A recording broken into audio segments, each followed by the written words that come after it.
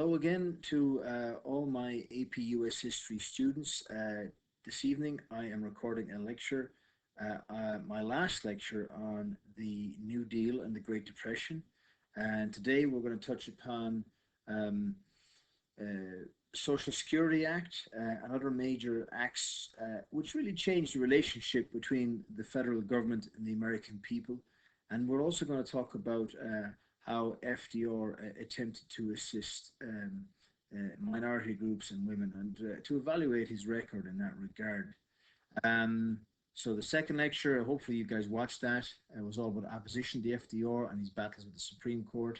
So anyway, on to today's lecture. So um, alongside the Civilian Conservation Corps, the Social Security Act is fondly remembered and remains a crucial part of American life. So, what is Social Security? We hear about this. What actually is it? What was it?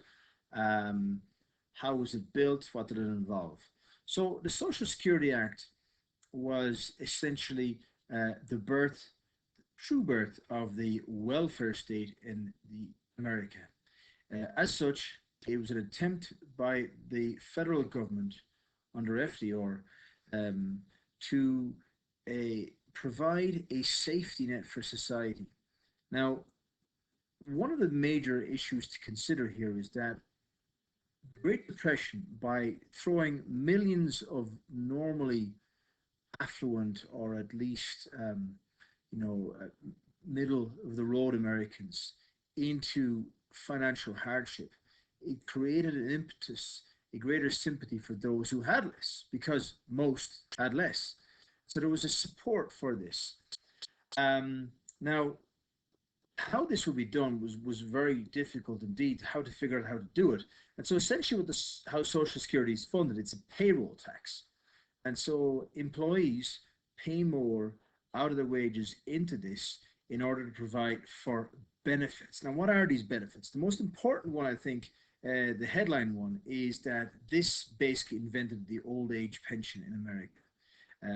That the Social Security Act meant that once a worker reached the age of 65, that they would get a regular payment to them in their golden years. But it goes beyond that. There's more than that in the Social Security Act. It also provided a unemployment insurance scheme that if someone had been paying into Social Security, that they could claim unemployment assistance money from the government in a time of need. And of course, again, we see this at the moment. That's very much in the news with the coronavirus crisis. That the federal government, the Democrats and Republicans, have come together to provide a scheme, to bolster that scheme with extra payments. What else was in there? Social Security Act also included assistance to dependent children and widowed mothers. It helped disabled workers and generally people suffering from physical ailments, especially those contracted in the line of work. Uh, Now, there were exclusions from the first Social Security Act, and the main ones included that it excluded the self-employed, but more controversially, it excluded farm laborers and domestic servants. So, who was disproportionately hit by this exclusion? Well, it was African Americans, of course, because African Americans were much more likely to be farmhands than white people. And of course, they were also much more likely to be servants and domestic maids, etc. Now, there's been some debate over this. To what degree was this purposefully racist? Now, uh, there's a lot of recent thinking is that it was. However, this is not fully supported uh, by the historic record. There was a lot of concerns at the time that these jobs, owing to their informal nature, their informal wage structure, they were often outside of the normal taxation system. So they were kind of outside of the normal legal um, method of payment of workers. They're obviously low paid, and it was seen as cumbersome and difficult to then kind of normalize, legalize those jobs. Um, to what degree was that an excuse? To what degree was that actually covering up racism? Um, it's difficult to say. There's divided opinions on that. We can say it played some role. So this then brings us on to this idea of the federal government's record on African Americans during the New Deal. Now, this is a point we've covered both through the video and is one of the options in the alternative New Deal assignment, which the great majority of you completed last week. So I'm not going to go into this in too much detail, but it is fair to say, if we take a broad approach here, that those relief programs that were directly run by the federal government tended to have a better record than those that were run by the states. In other words, there was a number of New Deal programs in which the states were block granted money by the federal government to use to assist in terms of relief, soup kitchens and so on, and also work programs. But where those programs were run by the states, this mattered. Why did it matter? Because, of course, as you might expect, in some states, especially in the southern states, African Americans were less likely to get a fair shake in terms of the relief and the jobs available. Whereas when they were run by the federal government, they had a much better record. Now, this brings us on to the general trade-off. There is a general trade-off here. We could see it in the map here. Sorry, not the map, the graph table, that Franklin Delano Roosevelt was in a little bit of a sweet spot electorally. He expanded the attraction of the Democratic Party for the first time to the African American community, whereby they migrated in significant numbers to whereby certainly a significant majority, maybe not as high as today, but a significant majority came over to vote for the Democrats, and they abandoned the party of Lincoln, the Republicans. At the same time, though, FDR also managed to hold on to votes from the South, from the white Redeemers, from the white Democrats, who traditionally, of course, had dominated in the South. So this is a kind of a strange one. It might require some explaining. And I suppose the point being is because he's generally helping black people, they're seeing this, they're transferring their allegiance to him and the Democrats. But at the same time, FDR is having to make a number of compromises in which he is not unduly, if we take that term unduly, interfering with how the southern states used relief monies from the federal government. Also, of course, FDR, although he absolutely detested racism, especially lynching, he did refuse to publicly campaign for an anti-lynching bill. Now, this caused much distress for his wife, Eleanor Roosevelt.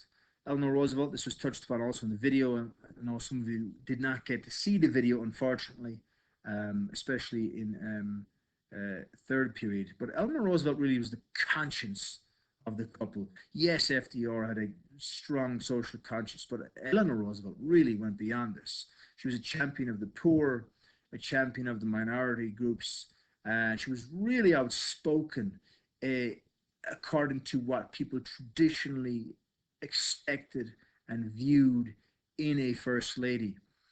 Now, she's much loved today in American history.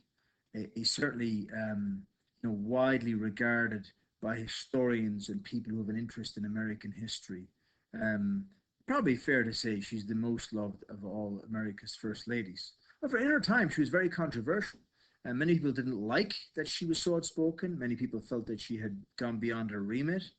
And of course, they resented her appeals to minority groups and African Americans particularly. But anyway, between her and her husband, there is a shift, and we have the Democrats maintaining their support in amongst immigrants in big cities, but that's really kind of it is accelerated by the great migration of African Americans to the north, to the cities. And we see the Democrats becoming quite strong in that area. Of course, ultimately, they do pay the price for this in the South. It doesn't happen overnight, but as the Democrats begin to take stronger positions than FDR had taken in favor of African Americans, in favor of civil rights, we see Truman and then later Kennedy and Johnson, all Democratic Party presidents of the United States, ultimately lending their support, um, giving their support, however tentatively at first, to civil rights. This then, of course, they paid the price for this because white Democrats in the South eventually leave the party. But that's a story for after World War II and a story that we won't have to worry about this year. Okay, moving on. Now, looking more generally at how did workers, more specifically female workers, fare under the New Deal, uh, the on the headline of this, the 50-foot view, so to speak, it looks great. I mean, you have Eleanor Roosevelt, you have Frances Perkins, the first um, cabinet appointment that is a woman. You have Mary McLeod Bethune being appointed to a high-ranking position, and many other women. Um, but on the ground, as we covered in one of the topics, was an option for you. We looked at the record of women, for women, and we see there was a lot of resentment because the feeling in the Great Depression was that work should be given to the natural breadwinner, and that being the man. That was the mentality. And so, in many cases, if a man was available to do the work, there was resentment if a woman took that job. This worked its way into the New Deal programs. They did employ large numbers of women, but in comparison to men, it is fair to say that they were underrepresented. So a mixed record, it's fair to say, uh, but progress overall. Now, workers more generally, and specifically unions, really did well under FDR and the New Deal. Uh, the most pro union, the most significant piece of legislation ever passed in the history of the United States for workers was the Wagner Act. Um, and this set up a golden period for unions, which lasted through to the 1970s. And as I mentioned in a previous lecture, it is not a surprise, therefore, that this is also the period in American history, 30s through the 70s, in which the gap between the wealthy and the poor actually was reduced significantly. So it was in the Wagner Act. How did it help workers? Well, it protected them against any employer who tried to discriminate against labor union activists in the workplace. It provided recognition. It meant that employers had to recognize a union in their workforce if a certain percentage of workers wished to form a union. It provided support um, uh, for collective bargaining, and even established a labor board to resolve disputes where there was a standoff between workers and employers. So the old mentality that um, an employer had absolute free market rights to do whatever he wished with his workers and his workplace was no longer the case after the Wagner Act. Of course, there are many of us who feel that we've moved away from this, unfortunately, in recent decades. We could say, for example, in many major corporations um, that unions are strongly discouraged. Many of the most famous names in America, in American capitalism, today take a very hostile view against unions and refuse to let them into their workforces, which is, of course, a great pity and does not help with the recent upsurge in wealth inequality in this country. Now, returning to the 30s, what else can we say about FDR and minorities? Well, let's talk about his record, Native Americans. Native Americans, what did he do that was different? But what he did that was different. He essentially ended the terrible assimilation policies that had existed from the ending of the Indian Wars in the late 19th centuries. These have been horrendous. They had basically attacked Native American culture. They had forced Native Americans to live on reservations, often in the poorest land, making them dependent on meager government handouts and forcing them to adopt a American ways in schooling and fashion. And really, it was a wholesale attack and destruction of Native American culture. The damage had been done by the 1930s. Between centuries of disease, of attacks, of lost wars, and then assimilation, Native Americans were never going to recover.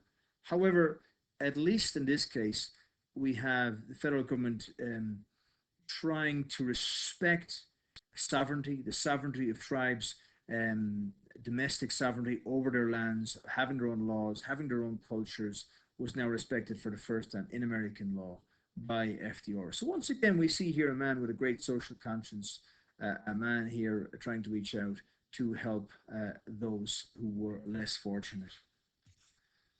As we move to finish up the New Deal lecture, a lot of people are quite obsessed with the idea of unemployment rates. And so I would suggest that this is not the only way. In fact, I really would caution against merely judging any administration off of the employment rate. I think this can be quite misleading. But we should look at it nonetheless. And so we see here in the graph on the right, how did the FDR administration, how did they fare in regard to tackling the great unemployment crisis? Well, we can see here they did reasonably well, but that it's not a magic bullet. You might say, well, hey, hang on. It's at 25% in 1933, and by the time of FDR's death, it's at almost zero. Surely this is a huge triumph. Well, not quite. We can see two things here. Yes, by the outbreak of the war in Europe in 1939, had unemployment reduced? Yes, down to around 15% from 25%.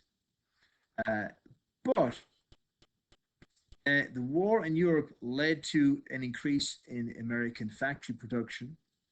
And then, of course, after 41, you have the huge mobilization and gearing up of the country for war after Pearl Harbor in late 41.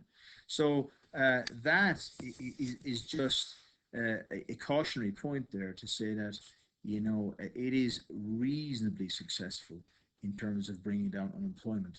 However, it is World War II that truly ends the Depression for good.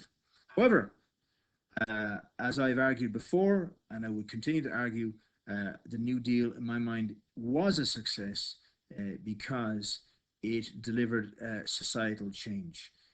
As you've seen in this lecture, it's changed the relationship between the federal government and the American people, providing a safety net, providing protections for workers, attempting to help women, Native Americans, African Americans, and then the population at large through relief programs, works programs. So yes, so there it is. Right, look out for a Google question or two in Classroom and for an assignment later in the week. Thank you.